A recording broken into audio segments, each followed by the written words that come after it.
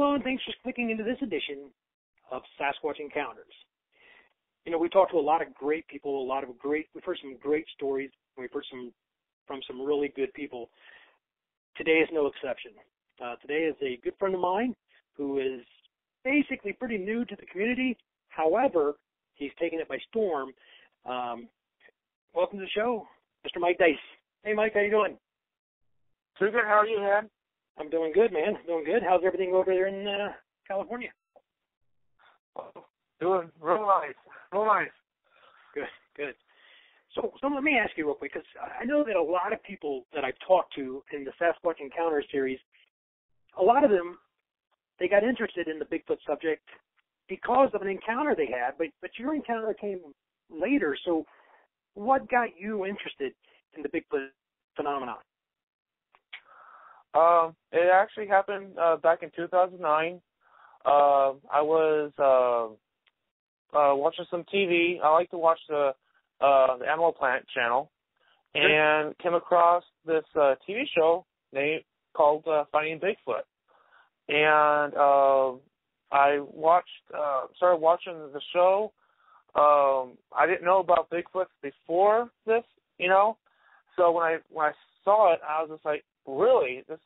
They're actually here, you know, actually alive, you know, and it really fascinated me.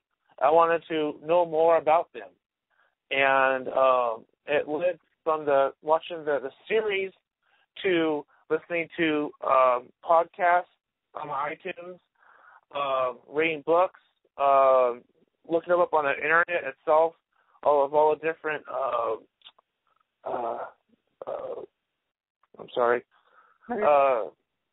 activities that people have had, you know. And I find it very, very fascinating and really enjoyable too. It's just like, you know, wow, I actually do this type of stuff. And which led to I started talking to a very nice lady by the name of Sara Brown on my Facebook account. We talked a little bit back and forth, you know, about and it just led to I want to join the Bigfoot community, you know. So I started up another Facebook account, and I was like, well, I want to devote this whole account for Bigfoot research only, and went forward from there. When I first signed on in that, two great, amazing gentlemen by the name of Adam Bird and Dan Bigtruth welcomed me with open arms, and it was amazing. They were adding me to different groups, introducing me to other people, and just really a fantastic welcome. And it blew my mind away. You know, such a huge, warm welcome. You know, absolutely. Yeah. I'm going to talk about those people that you just mentioned, because each one of them are instrumental in the community. You know, Sara Brown obviously she's a sweetheart. You know, how can you not like Sara Brown? Yeah, really. And then you've got, you mentioned Adam Bird. You know, yeah. You know, if you get to know Adam Bird pretty quick in this thing, then you're doing really, really well. And of course, Dan Lindholm, awesome. Bigtruth, who is obviously a great friend of mine as well. Sounds like you clicked on a lot of the right buttons, and you got connected with the right people right off the bat. So congratulations with that. And that's some good decision making, because not everybody out there are really good people like these guys are, you know. So right. So yeah, it's So you're fine.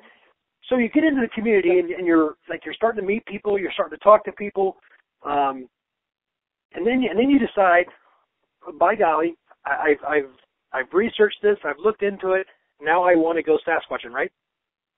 Right. Yeah, I want to go squatching. Yeah, I've asked meet a couple of people. One of the people was Derek Randles. Very great person. I talked to him, and he was getting some stuff together, but you know, he's a really busy guy, so that's understandable. You know, Derek is an icon. Derek is an icon in the community, and I can't let anybody any different. I mean, Derek's a great guy. He's actually done a lot for me as well. and I owe him a lot. So, you're doing some great name dropping so far. Yeah.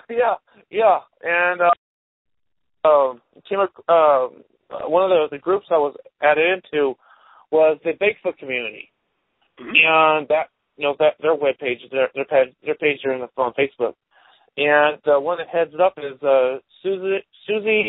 I don't want to say it. I want to mess up her last name. But she, I was talking to her, and she's like, you know what, you need to talk to a gentleman. He lives in Fresno by the name of Kirk Brown.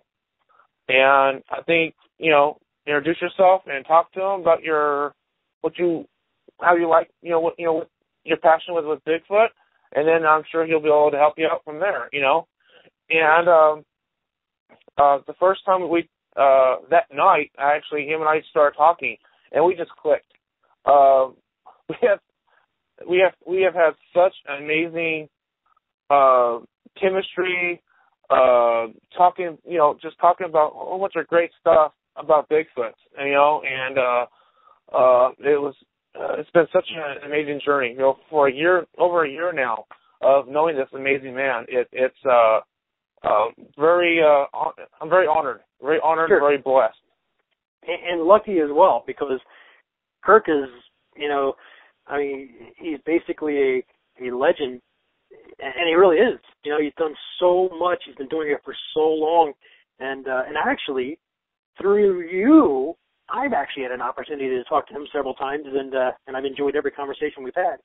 And you know what? I'm going to tell you something though. All the people you've mentioned so far, what I've really caught out of all those names are all these people are people who love Bigfooting more than their own reputations or anything else, and they just want people to succeed. They want people to enjoy it. They want people to love the subject. And it sounds like right. you have made. So you get in touch with Kirk, and you guys kind of get together, and you actually go out a few weeks ago, right? Or about a month ago, give or take? Yeah, February the 10th. February the 10th to be exact, Ed. Yeah. Perfect. We went out. I was just like, wow, I'm going Bigfooting, I'm going Bigfooting, just like those guys I'm finding Bigfoot. This is awesome, and like kid in a candy store, Sure.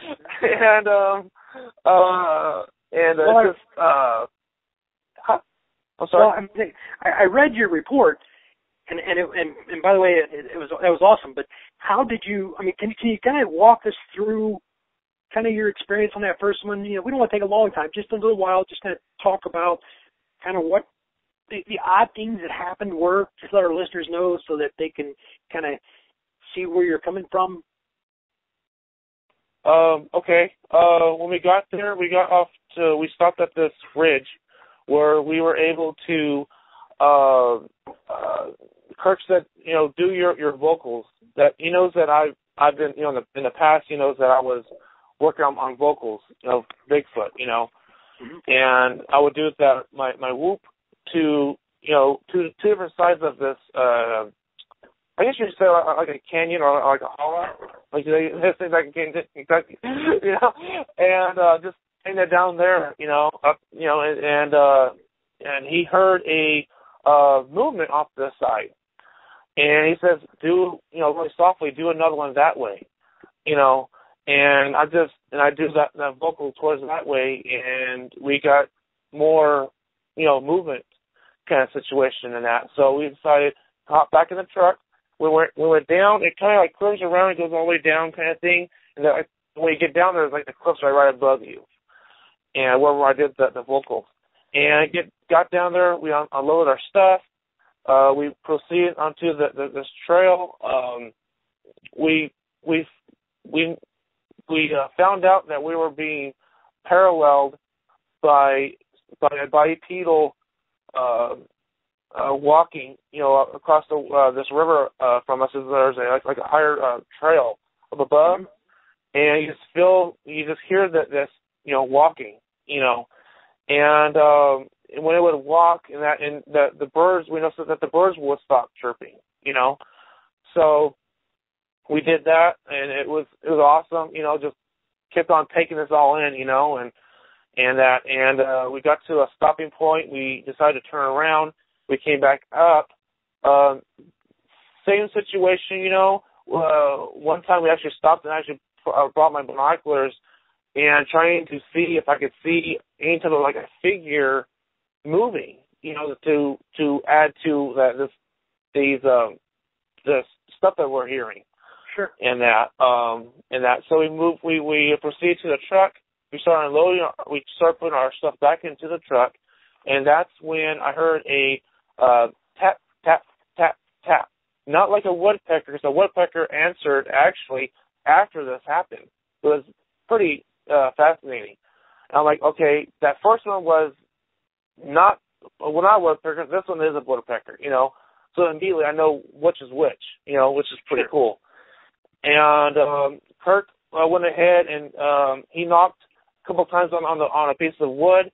We in turn heard rock clacks up above the hill in front of us there, and then I did a couple hard claps of my own with, and I received a wood knock, a real like boom, not a little tap, it's a real like almost close to like a power knock, what I've heard from other researchers and that, and then we did some more knocking and stuff like that. Heard more. Heard like you get like your hands on a twig and you break it. That's what it felt like it did, kind of thing. And then we heard noise, movement in the back of us, where the other side of the truck where we were, and we feel that the one towards me actually circled us and went around. Oh, wow. And Kirk then was talking to me, and like he bent down and he showed me he has to draw maps to me and show me like where things are and this is where this is going on. Like a visual aid kind of thing. And I'm looking behind him, I see a bush move, and I'm looking around, I'm not seeing anything. And then we Kirk went to the back of the truck, walked back there, and just said, "Hey, we're just here, saying hi. How you guys doing?" And that. And after he finished his sentence, it just stopped dead. But we still felt like they were still watching us. We still felt like in the beginning and during the hour-long interaction, felt very welcomed. And that, and after which Kirk and I have been talking about the situation. We feel that one actually came so close to us that he actually moved that bush that I mentioned earlier, and he was that close. It was, and also too, Kirk believes that we were like a training situation where the mom's saying, clack, clack, clack, go move forward, and they're actually training to get close to their predator of, getting close to killing their predator kind of thing. Because with that bush moving, that makes sense. Sure. where we were a tool, which was pretty cool. I was like very honored too. Like, wow, this is awesome, And then that was basically it of that situation there, of that interaction, and on February 10th. Well, I think that's an awesome first trip out, and it's one of those things where you can have an experience, and if one thing happens, you can always pretty much write it off as possibly something else. But when you have a lot of things happening, and you still got to kind of think, okay, that had to be, or at least was probably a Bigfoot encounter, which is awesome. So you had that first experience, and I'll tell you what, I'm going to tell everybody, and Mike, I'll ask you if you would repost that, if you will, or comment on it or something. We'll bring that report up again so people can read that, because that's pretty interesting. But then it gets even better, because then just recently, you guys went out again just a few days ago, right? Correct. This past Friday. Yeah. Now this one, I think I've heard basically everything that's happened, but I haven't seen anything on it yet. So this ought to be really interesting. I mean, why don't you kind of start from the beginning and kind of tell us what happened from there? First of all, Kirk decided to go into the location to a different way. There's many different ways into it.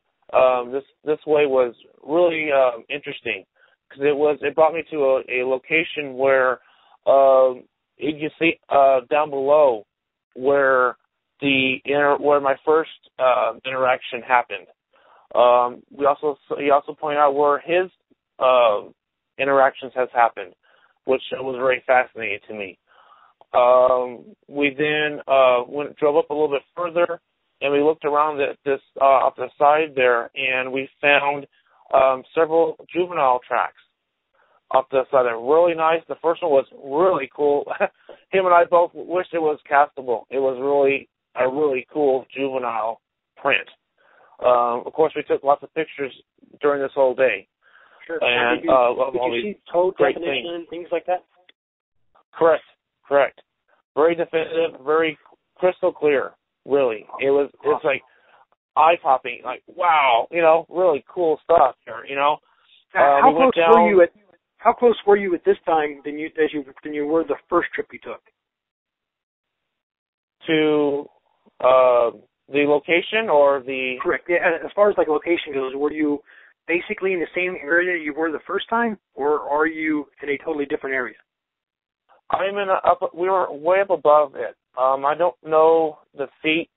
I apologize in advance. That's right. I don't know how tall up, but we were, we see all the cover down below of just trees, Mm-hmm. and you just point out like, hey, there's a ridge where you did your whooping. There's the area we had an interaction. Perfect. If you were close enough that you could see it, then that's awesome. And the reason I bring that up is because you mentioned in the first experience you were talking, you felt like there were juveniles involved and that they were being quote unquote trained, and now you're finding in basically the same area you're finding juvenile prints. So it kind of coincides is my point. And I think that's a great discovery and that's a great find. But go ahead. I didn't mean to cut you off. I just wanted to point that out because I think that's interesting. Oh, it's great. We actually, I'm glad you said that because actually that's one of the things that Kirk was teaching me is this is how they're doing it. They're actually walking around in a circle. The pattern that's happening in this site, they are actually going around in a circle. And how he points it out is it's like yeah, it is. They actually are moving around in a circle, not a triangle or square, whatever. It's actually a perfect circle. They're actually going around this area and that. And so when we found that really good one, pretty close to the side of the trail there, where your car or you can walk, and that was pretty close to that area right there.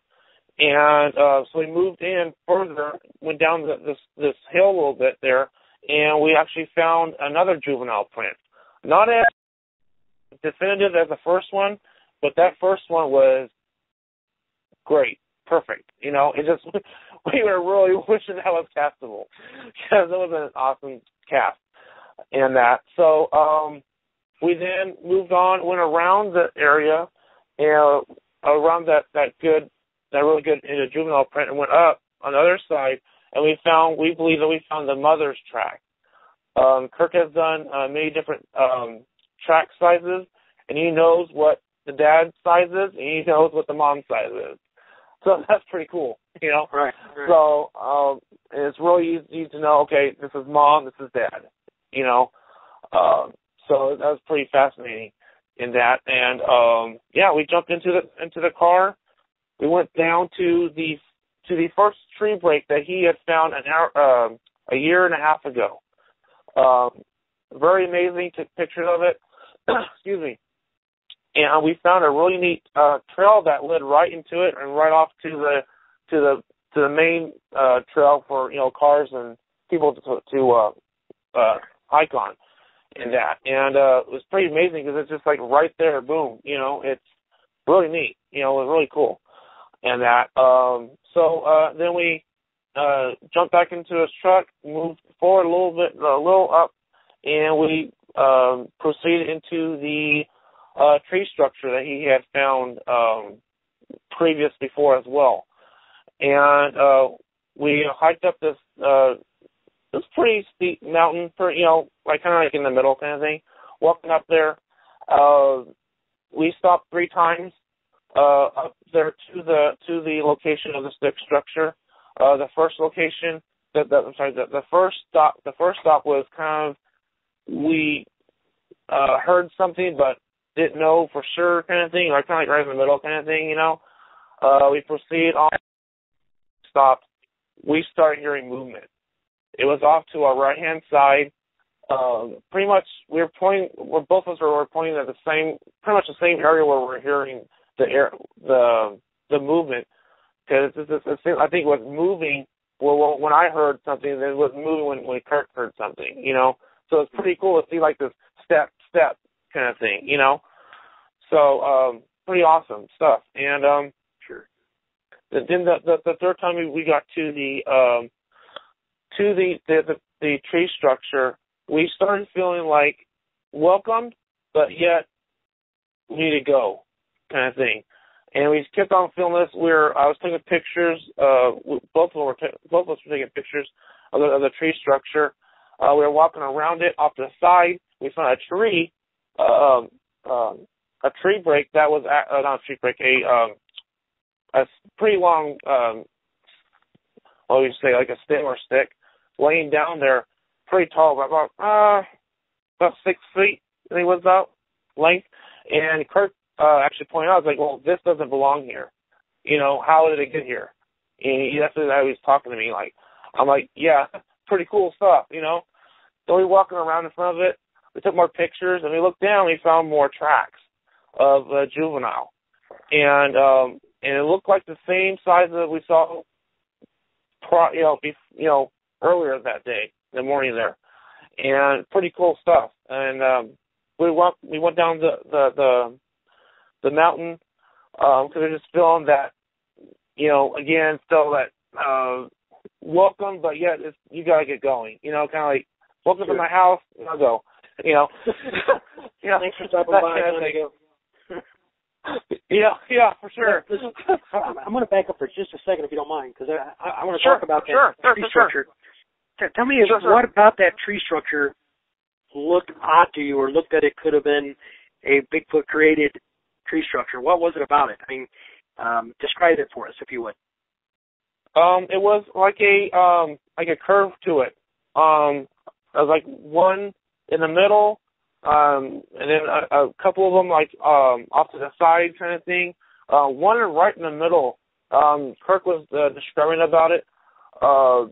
It was really fascinating how this tree was right. This stick or tree.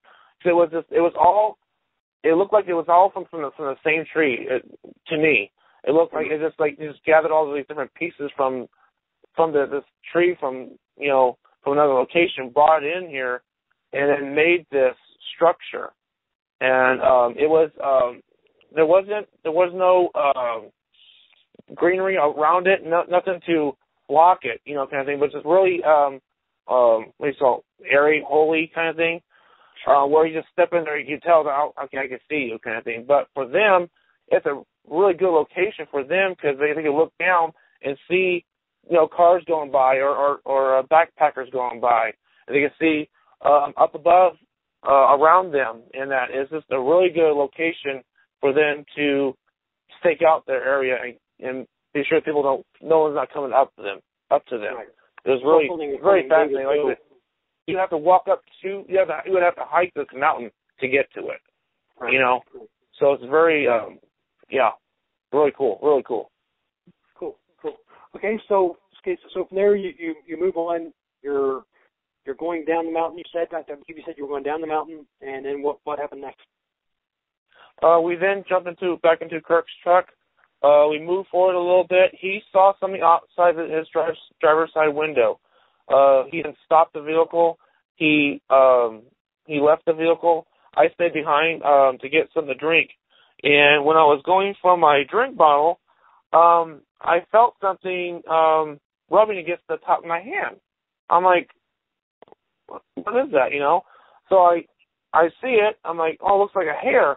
I grabbed it and I pulled it out. When I was pulling it out, because I had a long sleeve denim shirt.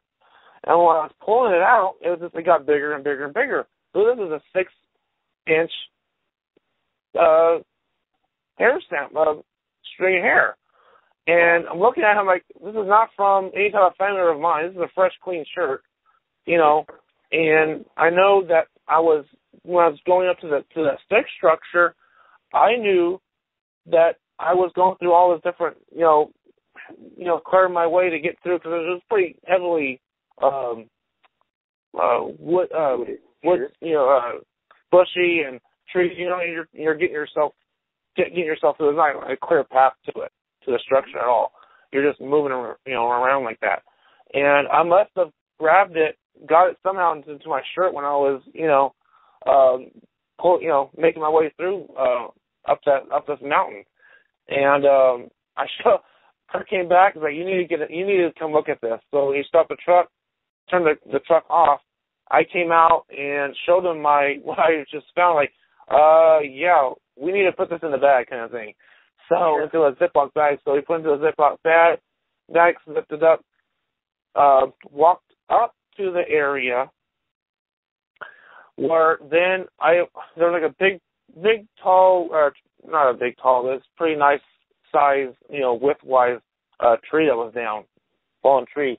And he was up on top of it, and I walked towards it, and I see that even before he even pointed it out, I see a new tree break that he's never saw before. I never saw before. You know, it was awesome. It was like climbed up this thing, and we walked over to it. We did a measurement, which was, I believe it's measured to be 8.5 to 9 feet tall, where the break actually is. Sure. Hey, Mike, and before you go on, I'm going to back up one more time, and I apologize. I apologize for doing this, but I think this is important. Not only to make sure we get everything mentioned, but also for people who are listening to the show, and you know, some of them are going to hear you talking about putting a hair in a Ziploc bag, and I know based on our conversations before that you corrected that. But the one thing you don't want to do is, you know, for our listeners, is you don't want to put a hair in a Ziploc bag because, you know, the moisture collects and it can break down the DNA and it just makes it, you know, I guess harder to tell. But I'm going to tell you guys, right. and I want to mention this to the listeners and to you as well, Mike, but Shelley Covington sent me a wildlife DNA collection kit that she put together, right? And I'm going to tell you this, she has done a great job with this thing. It's got everything. It's got containers. It's got envelopes. It's got cotton swabs. You name it. And if you need it, it's in there. So what I'm going to ask everybody to do, including you, Mike, is to contact Shelley. Let her know that Ed Brown sent you because he loves his kit. and get one of these DNA kits because she's done a great job putting them together.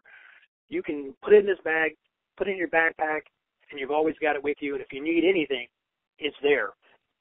She's got containers in here for if you were to collect any kind of,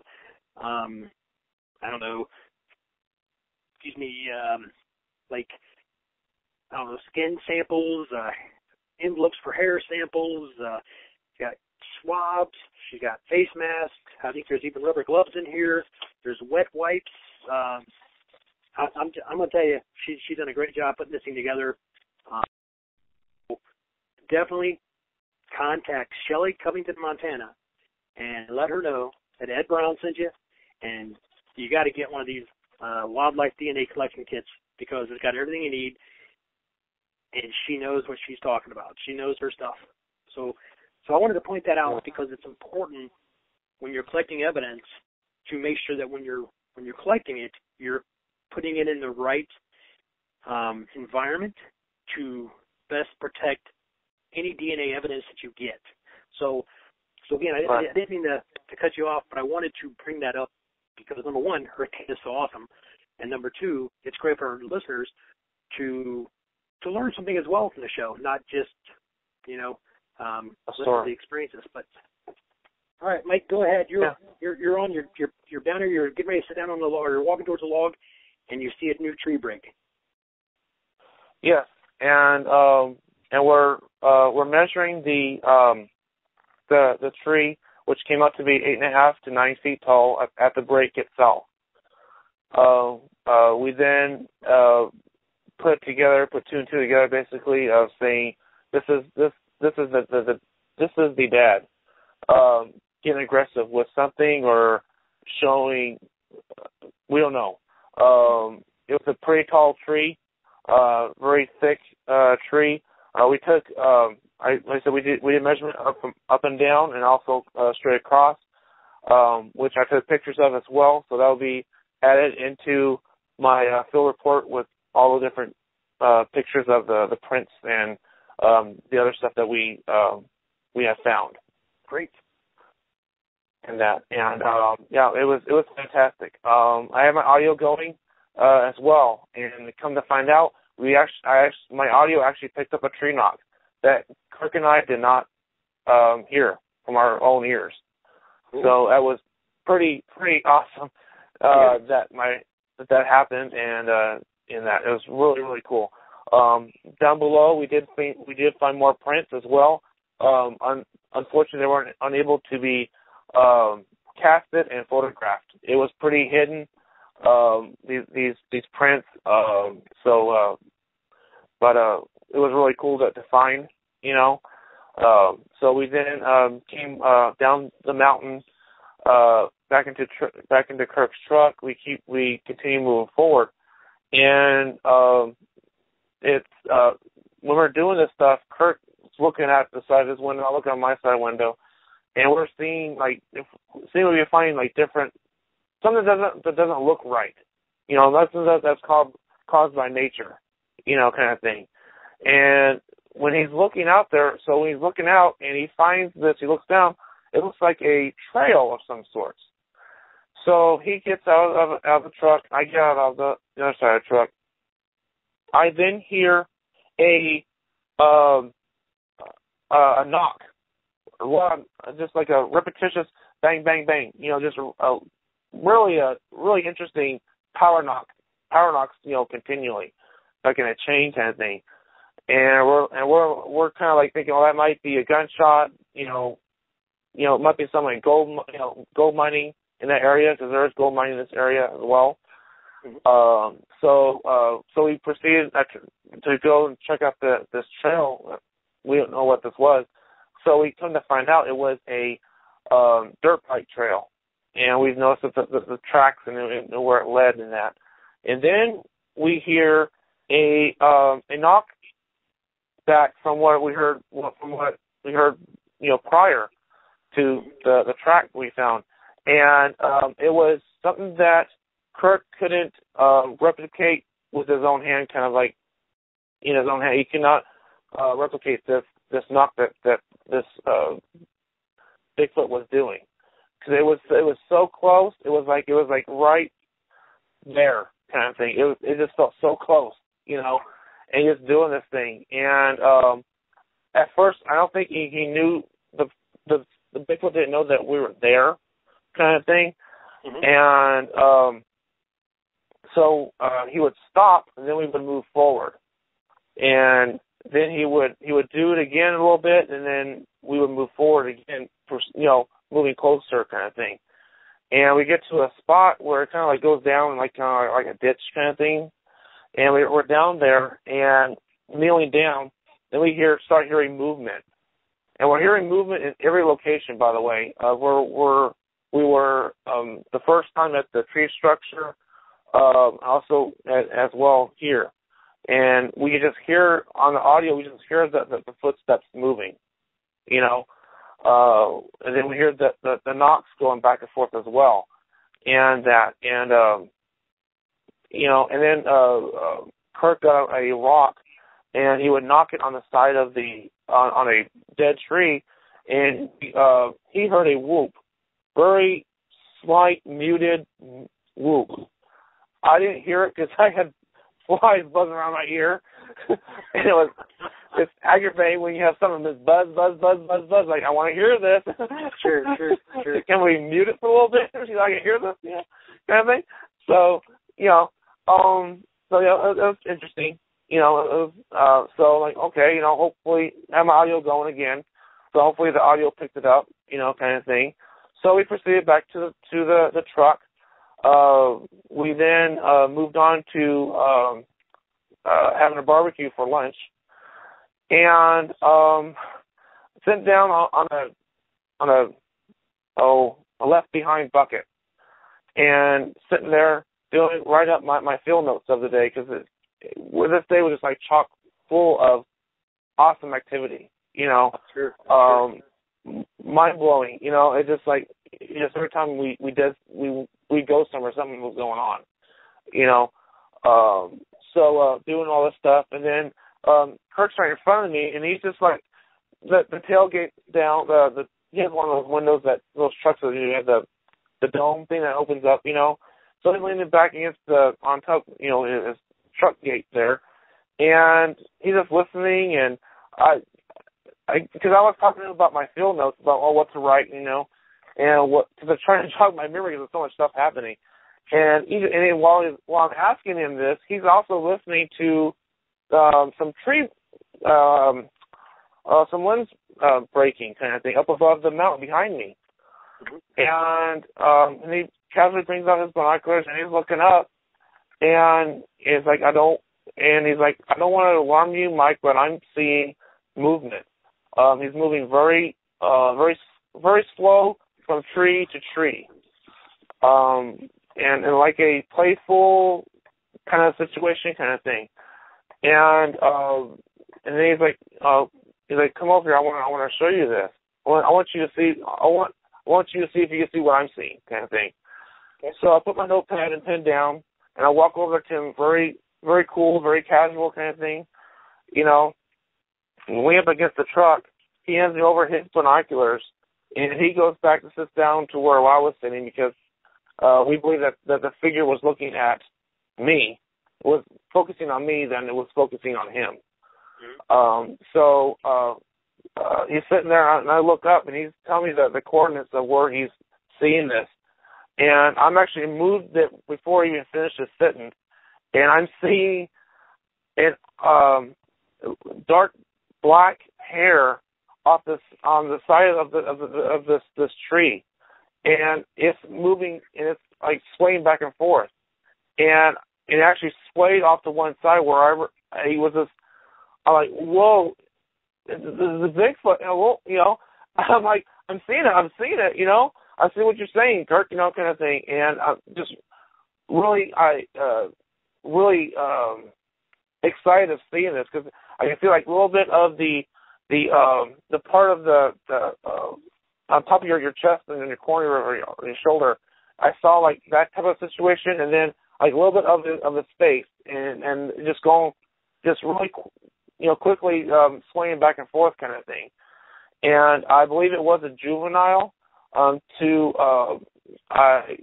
talked about my report previously with Tom Yamaron on Saturday afternoon, and he asked me about the height. And I believe it was a juvenile size height. It didn't look like a full-grown adult, which would be like the mom kind of thing. I believe it was a juvenile, one of her juveniles, and that. And so I put the binoculars down, and then I asked Kirk a question. I put them back up, and it's gone. But what I saw, what I was looking at, it is gone. And Kirk tells me, well, that's what they do, and I've heard the same thing too. It's just in a blink of an eye, they're gone. They know when you put the glasses or the video camera down, kind of thing. So we proceeded to have lunch. We're eating lunch. We still felt like we're being watched. We kept on looking up there to see. We heard some type of so we were still hearing movement up above this top of this mountain there. And it was less than 100 yards away. this Bigfoot was and that. And got in the truck, came back home, just trying to soak in all this stuff. It just, my mind just going like crazy, like of all this stuff that happened, you know. And another very good friend of mine and her husband, Jonathan Brown, you know, Sara Brown's husband, Jonathan Brown, calls me. And when I'm talking to him, and he just goes out and says, "You saw," I told him the pieces of the figure that I saw, and he's like, "You saw Bigfoot, congratulations." And it took him to point it out, to say, "I saw Bigfoot." I didn't coin that at all during our way back at all. It was coined after I was talking to him and telling me exactly what was going on, and take, you know, another Bigfoot that wasn't there, listening to it and saying, "You saw a piece of Bigfoot, you saw a Bigfoot." You know, absolutely. So it's a Bigfoot. Such an amazing feeling.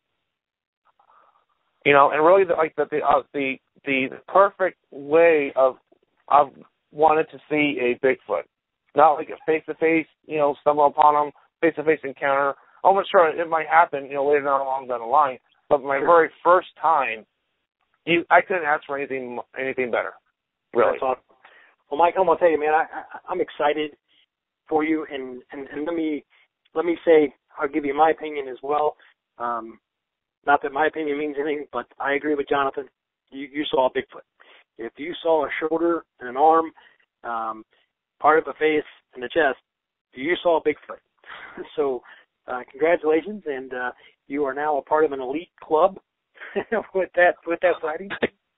And I'm very honored. I'm very honored to be part of this club. I always wanted to be part of this club, and hey, it's awesome. It's an awesome feeling. Woo! Yes, it is. I can only imagine.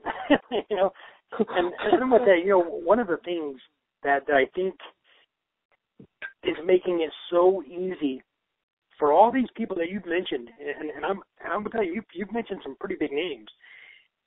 One of the things that makes it so easy for all these people to associate with you and to be, I don't know, almost like a magnet attracted to you is your enthusiasm.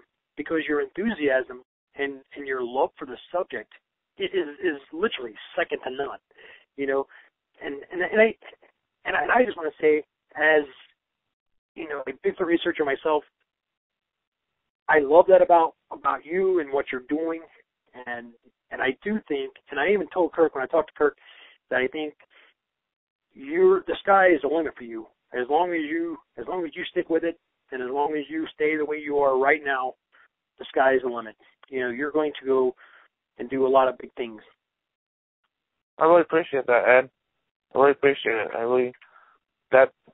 That keeps me going. That keeps me, and I know I'm on the right track, you know. And I'm very blessed to have such great friends in the Bigfoot community.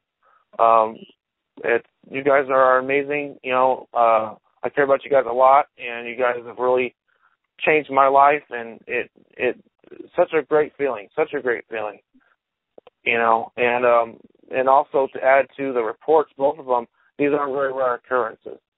This is something that Kirk Brown has told me that this shouldn't be happening. You should be getting a totally different type of experience, but I'm not. You know, the thing is, I feel like I'm going in with very good vibes. I feel like I'm going in with just wanting to be, you know, like a good friend's going over to another good friend's house. Hey, you know, in a very warm welcome, you know, feeling and good vibes, you know, to them. Just say, hey, you know, how you guys doing? You know, it's just going that just a really good, positive, confident, good, you know, really good vibes, you know, to them. And I think these Bigfoots can sense that, just like dogs and, you know, can do the same thing, or people. You get sense when someone is in a really good mood and really good, you know, good spirits. They're going to want to, you know, come around you, communicate with you. Sure. You know? I mean, they're more attracted, absolutely. Yeah, and I think that's a really good point. You know, I mean, if if other animals can detect bad intentions, why couldn't a Bigfoot do the same? So I think that's that's definitely something to consider. Yeah.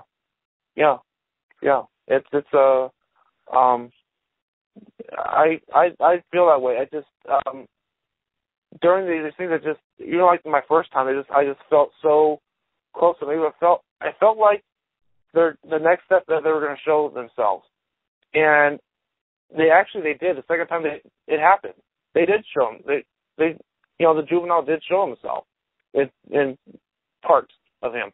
Sure. So it's kind of like it was like the first one was like to be continued. When you come back, we're going to show you something. It's just kind of like I'm like piecing these things together. And another awesome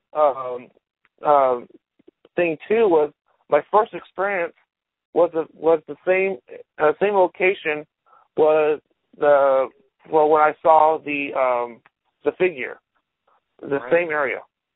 It's just amazing, to see to have the first encounter of hearing all this stuff and going on, interaction going on. Then going back 3 or 4 weeks later, the same location, and I see a part of a Bigfoot, a juvenile Bigfoot. It's just amazing. It's awesome. Well, it was almost like he's telling you, full circle. Okay, I'm only going to show you enough to make sure you come back again. You know what I mean? Right. So, right. Keep it coming. Keep your interest going. Like, okay, you're good people. We can come back. Oh, we'll show you stuff. Absolutely. To be continued. Sure. Well, Mike, listen, man, I've had a great time, and I'm sure our listeners have enjoyed your story and your experience. I always like to ask people before we go, is there anything else you want to add that maybe you forget to mention or something maybe I didn't touch on? To just give you an opportunity to add anything at the end.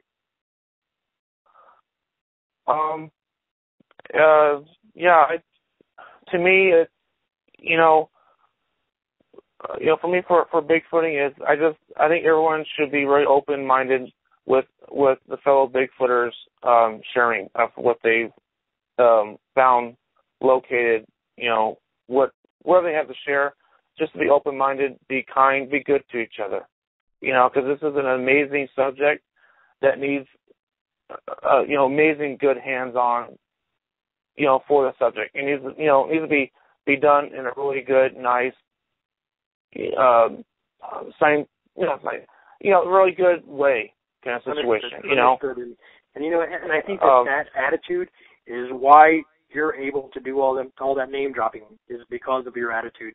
And I couldn't agree more. If more people would be just, whether you agree or not, just listen and enjoy the conversations and learn, So, well put. It's all well put.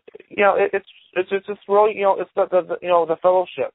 It's a fellowship with your peers in this community, and you're finding a bunch of good stuff, and you're so energetic to find it, and you want to share with them and talk about it. It really, for me sharing it actually was able to, okay, that's why that happened. Oh, that's why that happened. I would never have thought that, but now I know because someone shed their light on it. So it's like a really big puzzle, and you can't get the puzzle done without by yourself. You gotta have input from all these different areas. Great analogy. All right, Mike. Well, thank you for joining us on the show, and I just want to remind our listeners to. I'm going to mention this one more time. She's not paying me to do this or anything like that. I just believe in what she's done so much, and just remind everybody to contact Shelley, Covington, Montana. Get a hold of one of these kits, put it in your bag because you never know when you're going to need it. But I promise you, if you've got it and you find something, you're going to be glad you had it.